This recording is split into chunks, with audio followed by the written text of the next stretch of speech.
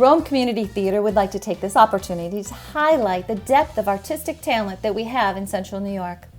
I am Suzanne Murdoch Rodeo, your guest host for this episode. Today, we welcome Megan Breit, a Frankfort, New York native, to discuss her journey as she pursues her acting career, including community involvement, education, and obstacles she's faced along the way. So hello, Megan.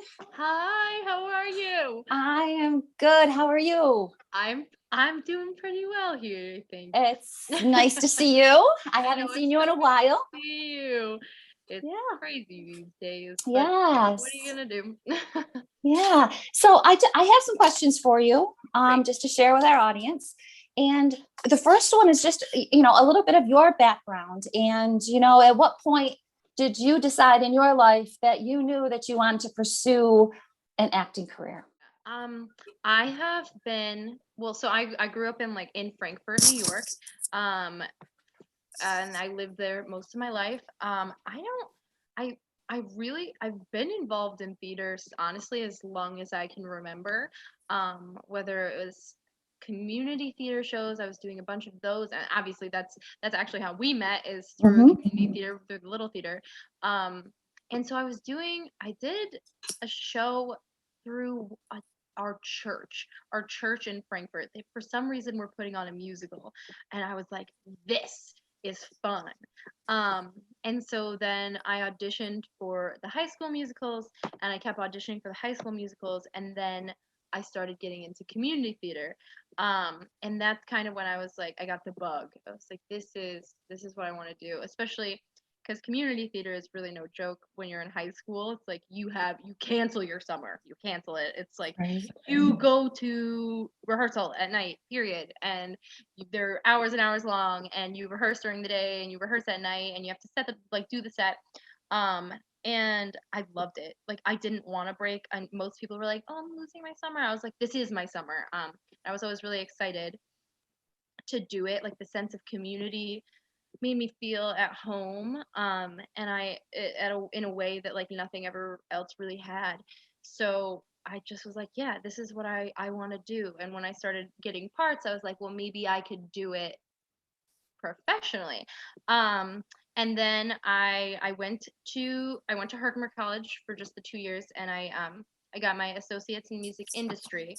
And then I kind of was like, no, theater is where it's at. So I transferred to Long Island University, the Post campus, which is on Long Island, so that I could be close to the city, because I wanted to be in the city. I wanted to see Broadway shows. Like, I'll never forget the first show I saw was Memphis, and I cried so hard at the end. That was probably the moment that I was like, this is what I want to do, is their finale.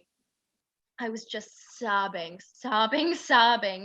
And we were walking through the streets of New York City, like in Times Square, like hundreds of thousands of people walking around, and I'm beet red like a tomato, crying hysterically. Everyone's like, what's the matter? What's the matter? I was like, I just love it here so much, and I love that show. I'm just crying.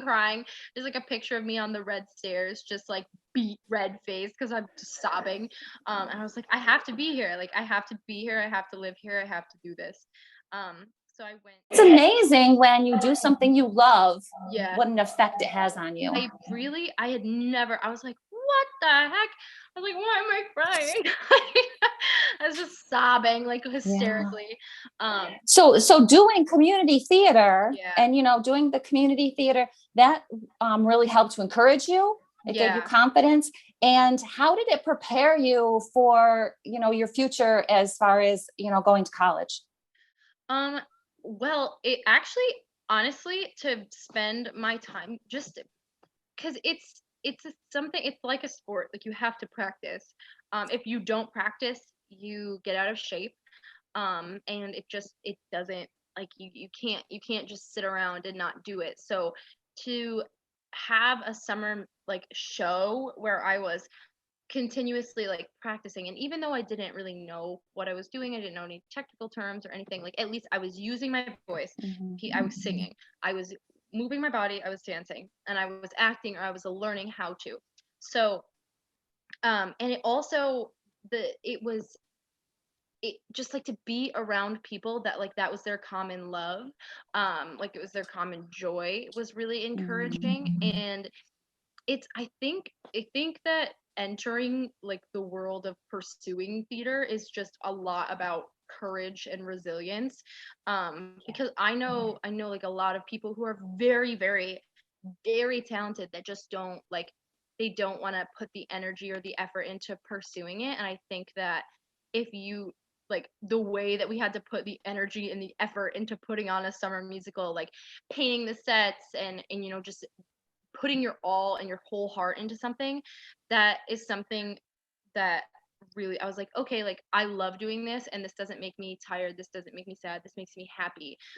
Whereas I think that probably a lot like some other people might, and like this is nothing on them, like some like people like view it as like a hobby, like this is like okay, I love doing this and I want to do this, I don't care how much energy it takes for me, this is the joy that I have.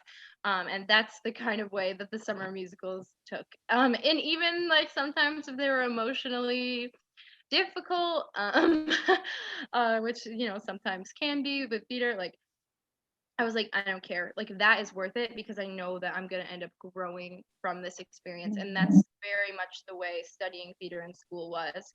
Is you have to like it deal with the emotional toll that comes with it, pursue, and just keep going and keep learning and keep putting in the energy and the effort.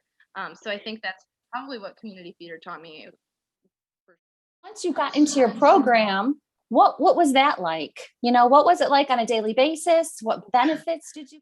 My theater program, um, it was really really difficult. I also did it. So I graduated from Herkimer in a year and a half, and I wanted to do the program. Wanted to do my program, like expedited a little bit.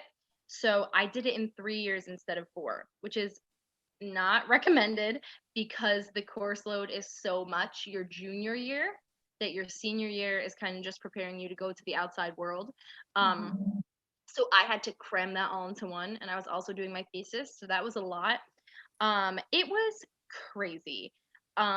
You really have to have a really strong backbone, to get through a theater program. That's like ours, at least, especially. I would wake up usually at like my final year, which was pretty big. Like I would wake up at about 7 a.m. If I wasn't going to the gym, I was working on like scene studies with my partners. Sometimes like if you're like my partner would like live off of campus, so we would have to meet at 7 a.m. when they would come to campus. Or like just rehearsing in the mornings before you go to class. And then I would be typically in class from 9:30 till 5, and then you have a dinner break from 5 to 6:30. And then if you don't have a night class, which is 6:30 to 9:30, you sometimes most of the time would have rehearsal, which is 6:30 to 10:30. I think it was. Yeah, it's 4 hours. And then you do that. If you were off and not in a show or not on the production team, then you would sometimes have your Tuesday through Saturdays off. But Saturdays I would take like electives, like I took stage combat or film and TV. So those are like electives, which they shove on Saturdays. And then um, Saturdays you would also have rehearsal at night. So Sunday really was the only day that you would have off, like fully off, no classes. But most of the time they would hold like voluntary seminars. Like they'd be like, "Oh, you don't have to come to the," but if you don't come, they'd be like, "Oh, so you didn't come on Sunday? Why?" Like, because they knew we didn't have class, and what were we doing? Um, but I also worked two jobs on my campus. Because I ended up being one of the house managers at the Tillis Center, which is a touring theater on Long Island, which is really great. It's like the Stanley. So the Stanley, like like theaters like or shows come through and through and through. So that's what we did. So I would manage like basically getting the people in, getting the people out, getting making sure the shows were on, which was cool because I met like great people. Like Carol Burnett gave me roses. Like, Mhm. are you kidding me? Like, what a job. And then I was the personal assistant to like one of the admissions offices. So I like worked a lot there. And so I was, yeah, my schedule pretty much basically never ended because if I wasn't in class, I was working, and if I wasn't working, I was rehearsing. Um, so and like the classes, they were no joke. You'd have voice lessons, and like the dances were elective. Uh, but so like if you didn't take a dance, they'd be like, "Why aren't you taking a dance?" Um, yeah, and lots of acting classes, which were really fun. I was very lucky because I went to Herkimer. I didn't have to take any gen ed courses. So I was able to just focus theater all day, every day.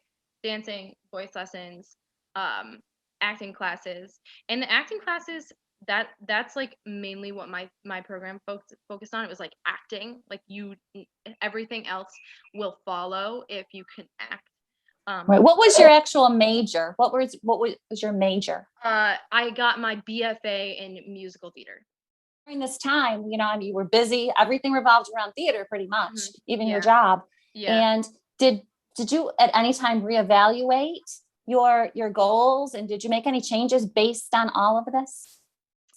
Not not really. I mean, like yeah, I mean there were times that I was like, this is really tough. Um, like our program, our acting program, I trained in Suzuki, which is a Japanese form of acting, like a method of acting. And my teacher, she has her own personal spin on it, and she like it was a physical training, so we would wake up and stomp, which was uh, ridiculous. My knees are still hurting thinking about it. But so that probably was the only thing that made me be like, this is not like I can't do it.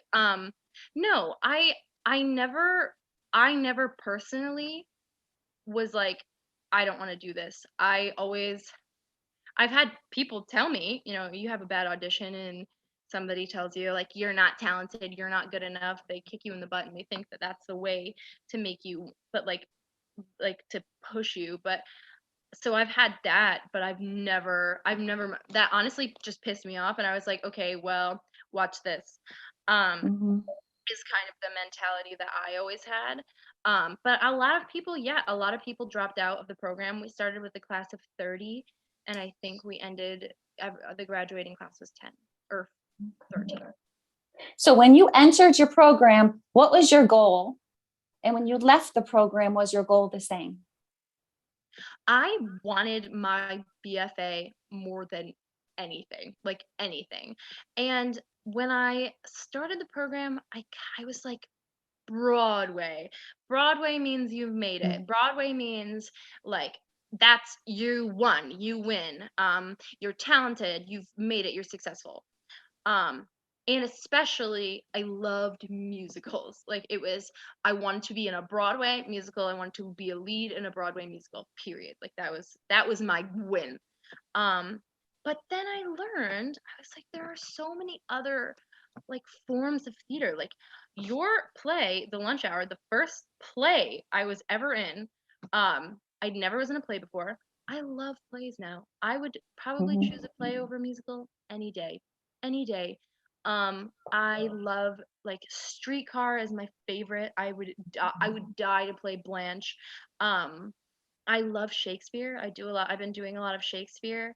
I do a lot of like improv. There's film like so it started off as that, and now it's like if I can be paid to act and financially be able to afford to live in New York City in an apartment with my cat, I can buy groceries and be happy and healthy. That's more than enough for me. Being paid to act is the coolest thing like in Mhm. the world. musical theater seems to be a draw for a lot of Yeah. students. Hmm. And would you encourage them to actually do plays also? Oh, sure. Because the thing about like theater in general, because it all boils down to like acting. Um, if you go to a musical and you hear a good singer, you're like, oh, cute, like whatever. But if the acting isn't there, like that's what we all die for, you know? That's the thing, when you're watching a show, it's like, oh, she moved me, he moved me, they moved me. Um, and it's like if you can't like anybody can be taught to like sound pretty, or but the what we learned a lot of when it came to singing, our musical theater classes were how can you free your ugliest voice? Like how can you free the most raw expression of yourself? And that to me was so important. It was so important. And I actually like I did my showcase song, and it's called Anyway by Kerrigan and Laudermilk. It's a beautiful, long, way too long song, like 6 minutes. And if I hadn't been able, like, to act it rather than sing it, if I hadn't been able to act it that way, I wouldn't have been able to sing and showcase at all. They wouldn't have let me because the acting drives everything. And I don't like there's a video of it. I don't sound good. I do not sound good.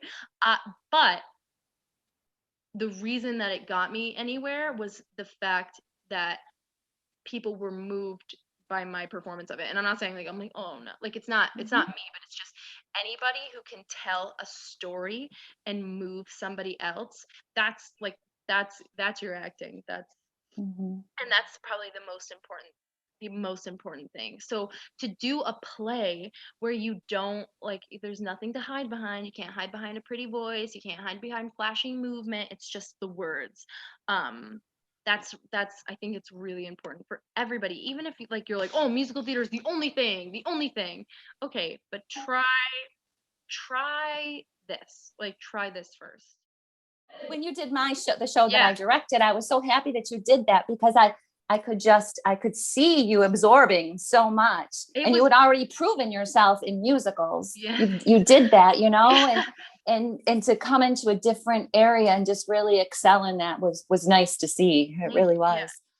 I really like I couldn't believe how much I learned just from not being able to hide behind like, oh, I know how to sing and like this is that. Like Hmm. you have to remember the words that are on the page. Like those are important. And yeah, that was a really special experience. So you graduated, and you decided to stay in New York. Yes. And what have you been doing since graduation? When did you graduate? I graduated it's for 2019. 2019 I graduated. Okay. And what Um month? What month was that? May. I graduated in May. May. Okay. Um I graduated in May of 2019, and I lived on Long Island for like a minute. And because I was still working there. And then I moved in September of 2019 as well. Um, so at the beginning, it's kind of, I work at Trader Joe's, which I know we don't have Trader Joe's really upstate, but God, I gotta let you know, it's the way. Um, and so I did a couple of cabarets at the West End Theater, which is really sad, but it closed now. It closed, but I was doing a couple of like Bound for Broadway cabarets. That's what they're called, which just like standalone singing, like you get to sing like two songs. And then so I did a couple of those, and I did a show called like A Sketch of New York, which was sketch comedy, which is basically like if any young actor is moving to New York, audition for A Sketch of New York. Hopefully they'll still do it like with the pandemic opening up. But that's I actually think the last time I saw you was I was going to do that show. Yeah. Um Yeah. that show, it's not paid, but they do have a a well of like of connections. And they're just really good people. And you basically you audition, and like they just totally take care of you, and they put you in sketches. It's really cute. It's like it's fun. It's silly. It's like sketch comedy.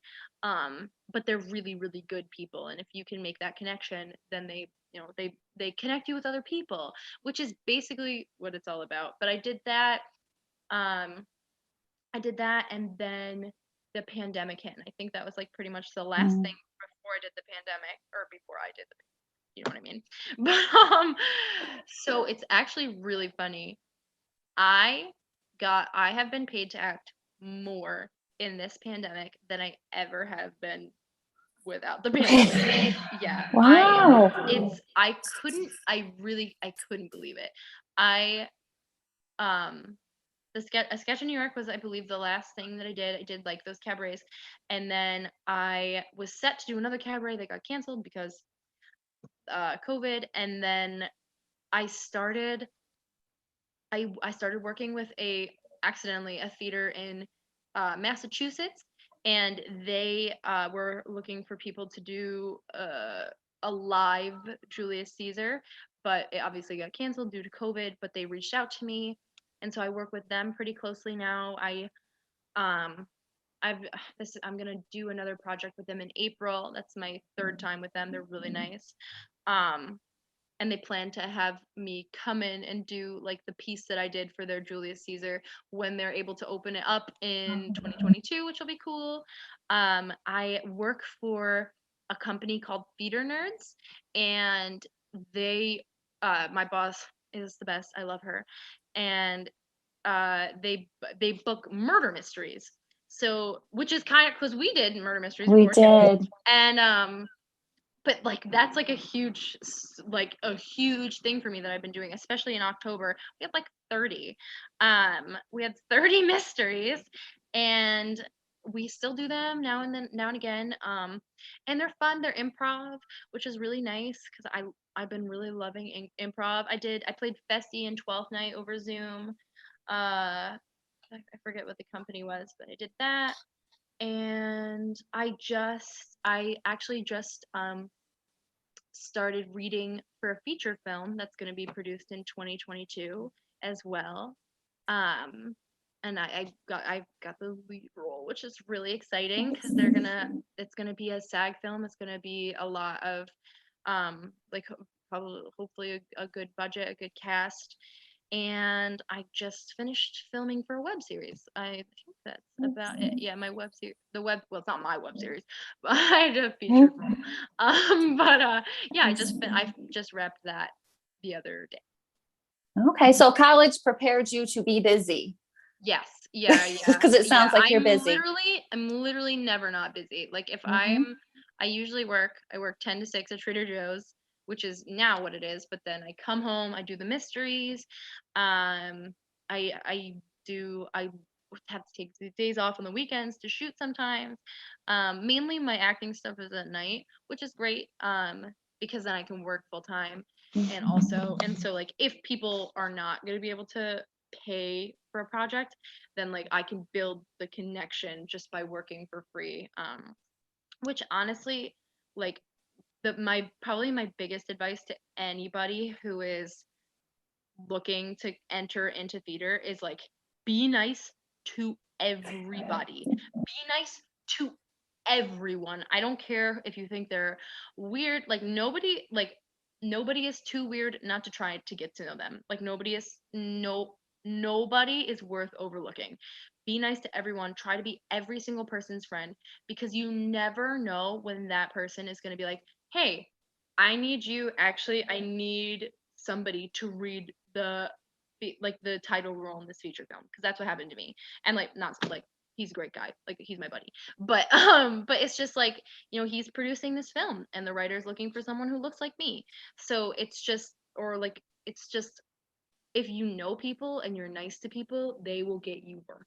um we were able to get one of our friends into the mysteries, which is like it's great. So build a network, build a network, build a network, because you never know when somebody's gonna be like, "I'm working on this project, do you want to join?"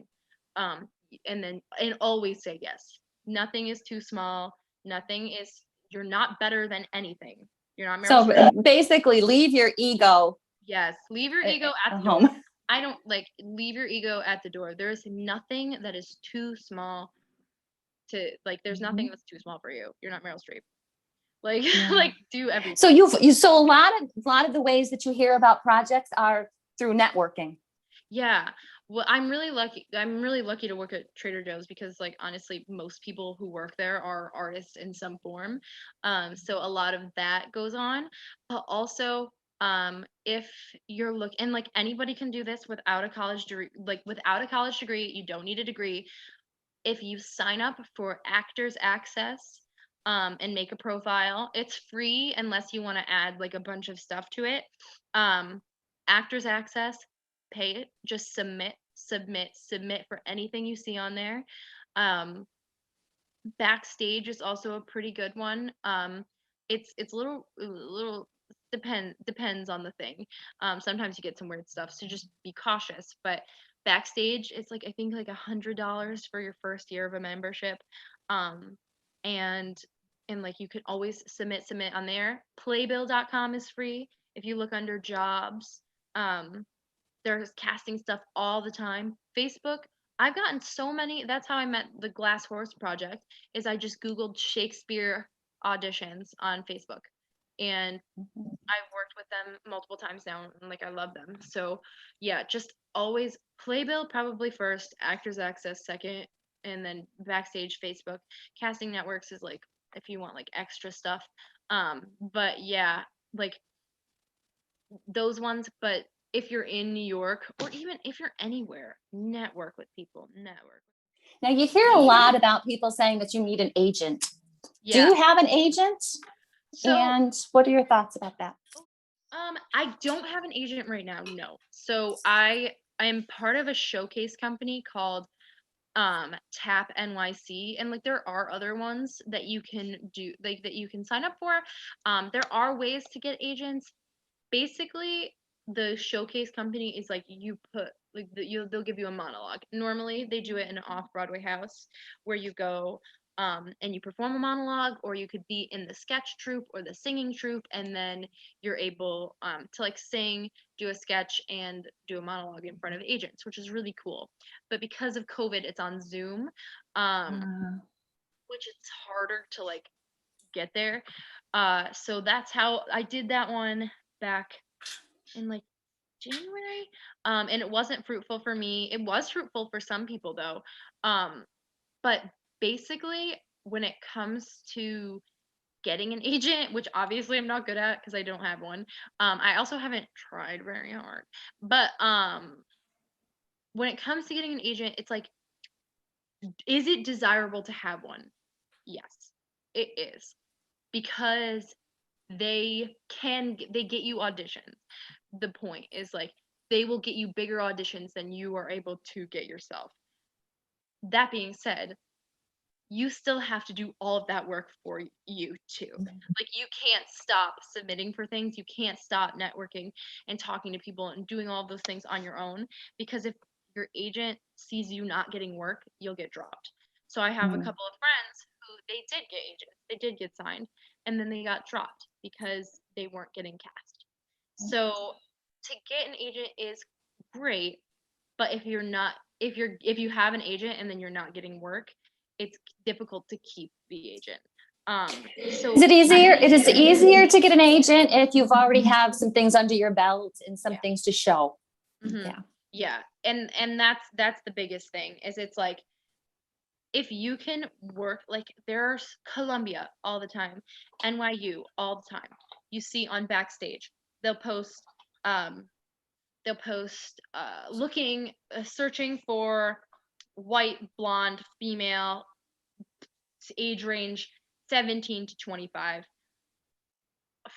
free work, but will receive all footage, and they're looking to film scenes, and that reel is so valuable. It's more valuable than getting paid money, like, because then you can edit that together and you don't have to pay someone to write you a reel or film a reel, because to film, like I know some people are paying like $2,000 right now to get a reel made for them, which, okay, that, and like there's no shame in doing that if that's the way you want to do it, but if you can work those for free and make connections and buddies with people, like I worked for this guy's scene class a couple times. I was in his scenes, and he is aspiring to be a director, and he's asked me back multiple times. So to have that footage, to work with those people, that's the way. But yeah, basically, if you don't have footage, if you don't have good footage to show an agent, odds are they're not, unless they see you in a showcase or they see you in something and they're like, you, like I need you, which is but if yeah, you really need to have stuff. You need to have connections, you need to have special skills, you need to have footage. You need to have confidence, Yeah. and being able to not be brought down. You said earlier about auditioning and getting, people telling you, oh, you're not good, why are you doing this? Discouragement. So being able to continue with the discouragement has to get tough sometimes. Yeah. Oh, for sure. Yeah. And like I was here for a very short time that was not audition season when, like, before the pandemic started. So I did not have that like battery of rejection that I think that most typical musical theater, like for musical theater and like that world is very, very cutthroat. Like that's the open calls where you're going in at 4 a.m. and not getting seen kind of thing. And I have a lot of friends who did that. That's not the route that I want to personally go, but yeah, you have to be resilient. Like you have to be confident enough in yourself to understand like your worth as a human being, your talent as an individual, and be able to be told like no. And sometimes it's not personal, and sometimes I had an agent tell me a couple of months ago that my earrings made me look 35, and because my hair was straight I was never going to get work because I was boring. I was like, okay, thank you so much. I was like, thank you so much for that. I was like, so what do you want me to do? even when you get that kind of thing, you still have to be nice and polite, and because you never know in the future what that's going to bring. For sure. I was like, you know what, I can see it. I was like, I am boring. Thank you. Like, what? Like, no, all right, okay. I was so upset, but it was like, also that's one person's opinion. That is, you have to recognize that is one person's opinion, and not everybody feels that way. Not everybody wants a curly haired blonde. Like, like sometimes somebody's gonna want a straight haired blonde with big earrings that make you look 35. Like, who knows? But you have to be able to separate and be confident enough in yourself to know, like, I had one of my teachers who taught me for 3 years, who I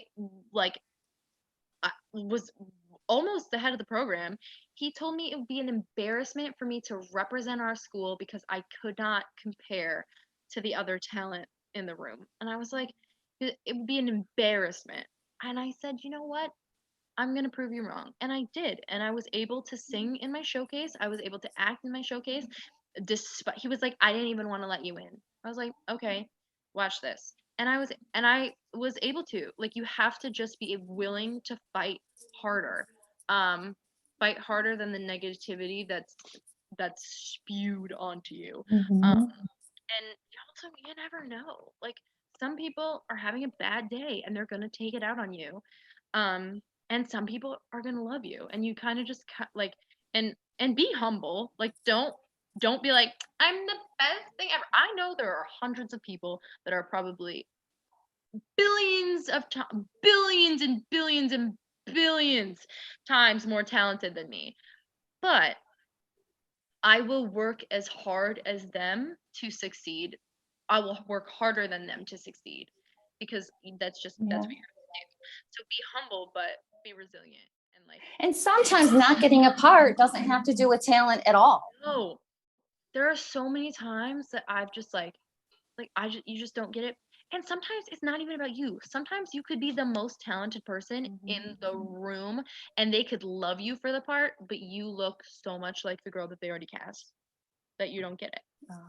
Like, I have a friend, and we are the same exact height. We are both blonde, and anything that we go up, like anything we would ever go up for together, it's one or the other, unless we're playing sisters. Like if she was cast in something for, she actually was filming a movie and they needed another girl, and she submitted me, and they were like, no, you guys look the same. You look the same. We can't have you both. So like you can't just and especially like if you ever like watched a movie where you're like, that guy looks like that guy, and they're not the same character, but you're like so confused. People don't want to do that. They don't want to risk that confusion. It's like, because if you have like a white guy with brown hair who's playing the lead, and then the white guy with brown hair that's playing the receptionist, it's like, who is that the same? Like, it's hard to figure out. No, that's happened to me. That's happened to me when I've been in a movie. So do you continue with training? Do you continue like now? I mean, you finished your education, but do you continue with classes? Yeah, definitely. Always keep practicing is the thing that I do. Right now, I take voice lessons. Broadway Dance Center just started opening back up classes halfway, like it's halfway hybrid, halfway in person. So I'm gonna start signing up for ballet classes there. I'm not a dancer, but I gotta get my body moving. I always I'm going to the gym. Make sure you're in shape, that you feel good, if you're able to do the things that people need you to do. Acting classes, just always, and even if the benefit of acting classes, it's like a double-edged sword. It's like the benefit is whoever is teaching it is watching you, because you're paying them to watch you. They're like, and you're learning, even if you think you're like, oh, I don't need to learn, always learn more. But if you take a class with a casting director, keep paying for those classes, because they will start to notice you, remember your name, and then when you actually get an audition in front of them, they're gonna be like, oh, I know her. She worked hard in my class. She took that class and she did a good job. So they'll start to remember you if you do that enough. So that's great. The only thing, they're very expensive. So if you can't afford them, my best advice, because like I've been in places where like it's just not really affordable to do that, work on your own. Find a partner and say, I'm gonna work on this monologue, you work on this one, let's coach each other. And like I'm very lucky because I have a large network of people who graduated that are very close by. So it's just like, I'm like, okay, I'm gonna do this monologue. Okay, great, you're gonna do that one. Let's back and forth. What can I do better? What can you do better? And just coach each other, which is always a really good thing. Same with I take, actually, Marissa Davis, I don't know if you know her. She is she's my voice teacher. She lives across the street. What a small world. I was like, I was in musicals with you when I was in 6th grade and you were a senior, and now you live across the street from me, and she's my voice teacher, and she's fantastic.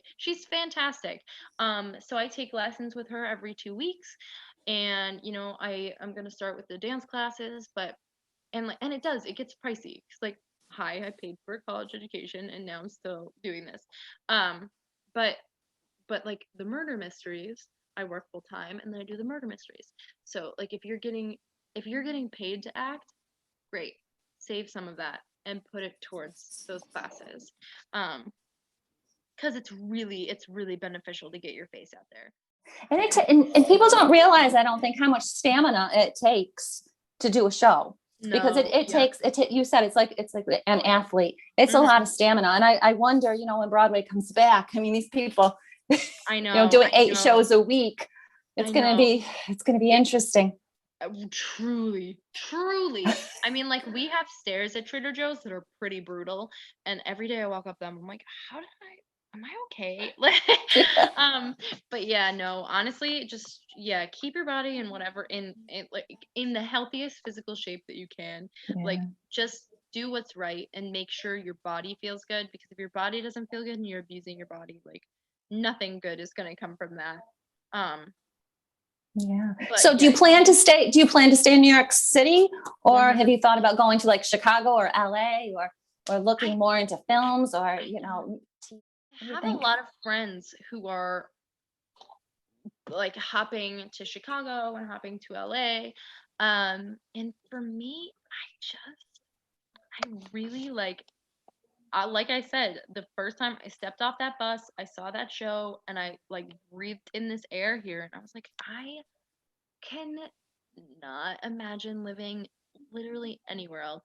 And maybe that'd be different if I visited and I saw what's out there. But for me, it's New York. Like I absolutely love it here. Like every fiber of my being just loves it here. Like even with the pandemic, like everybody I knew left. Like every single person that I knew gone. My friends, any people that I loved here was gone.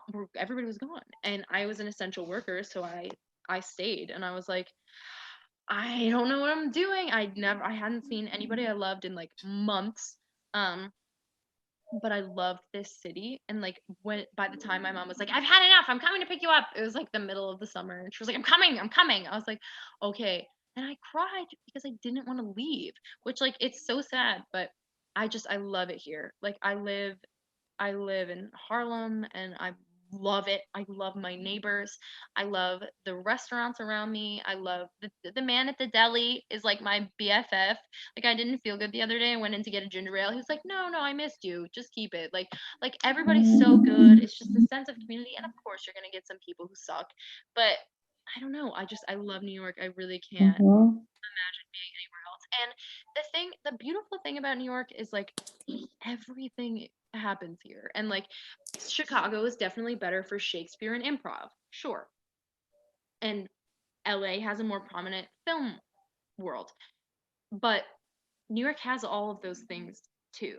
Like New York is, yeah, primarily theater, but it I mean you think about the shows that film here like my best friend, she works on the Blacklist. She is one of the set dressers and she works on set with the Blacklist every single day, which is so cool. Like I would love to be on the Blacklist. Like I just got new headshots and I was like make sure I look like I could type in for the Blacklist here. SVU films here, like Marvelous Mrs. Maisel. I just had a couple of friends. You had to chop your hair, otherwise I would have done it. But I was like, no, I just paid $600 for headshots. You're not touching my hair. But like, yeah, people do it, and they like Marvelous Mrs. Maisel. Actually, Rachel Brosnahan is my neighbor. She lives like 5 blocks down. But she like so many things film here. Columbia, NYU, things film here. So it's like and even if things aren't filming like here, things film in the radius. Like I filmed in Connecticut, you film like a little bit upstate, like what Westchester area. Um, so you can do all of that here. And like there are pretty prominent like Shakespeare companies here. So I don't know. And maybe, but I also heard once it was like this city is so big, it'll take you 10 years to learn it. So I don't know. I can't imagine. Maybe in 10 years I'll reevaluate, but like I love my apartment. I love my neighbors. I love every single person that lives here. Like, and I just keep making more friends. So it's just like, so it sounds like you made the best decision. Oh, yeah. You followed what you wanted and you made the best decision. Do you have a dream role? Oh, that's tough. Yeah, I love A Streetcar Named Desire.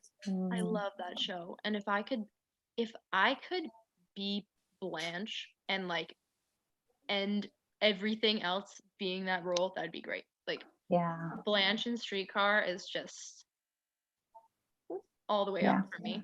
And and if it was a musical, probably like I don't know. I love music. I do love musicals. Probably Trina in Falsettos. Have you seen Falsettos?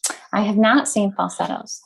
No. It's so good. It's so good. I think it's actually on PBS. Like their network, their streaming network online. Okay. I think it's on PBS. Watch it. It's such a beautiful, beautiful show. Actually, I think I have the bootleg. But yeah, no, Trina and Falsettos if I'm talking musicals, and Blanche and Streetcar. Streetcar is such a meaty piece. There's so much much to it, and that part is just amazing. It's so beautiful. I think the National Theater, they were streaming their latest production of it a while ago, and it was breathtaking. I could not. I watched it like 11 times. I was like, oh my God. Well, my biggest disappointment, well, there was two big disappointments. Before New York shut down, Yeah. I had tickets for the next day to see Hadestown. So No! that was a disappointment. And my other disappointment is I was waiting for over a year for